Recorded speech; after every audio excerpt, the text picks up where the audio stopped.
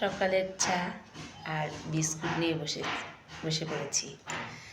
তো তোমরা কেমন আছো বন্ধুরা? আশা করি ভালোই আছো। আমিও খুব ভালোই আছি। একটা কথা বলার ছিল। এই যে কাককুলি দিদিভাই মানে কিছুদিন ধরে দেখছি বারবার করে এই শাখা সিঁদুর দেখিয়ে বলছে ভাগ্য ফিরে এসেছে। আসলে কি তাই? শাখা সিঁদুর থাকলে কি ভাগ্য ফিরে আসে? ভাগ্য সৌভাগ্যতে পরিণত হয়? হয় কি তাই?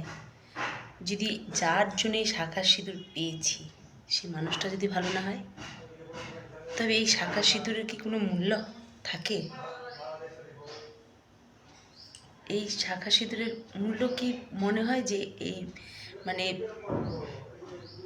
পৃথিবীতে মানে যদি মনের মানুষটাই যদি মনের মতো না হলো, ভালো যদি না হলো, তবে শাখা সিঁদুরের কী দাম? কোনো দামই নাই। ওই বাজারে কেনা একটা অলংকার মাত্র হয়ে যায়। এটাই বলার ছিল।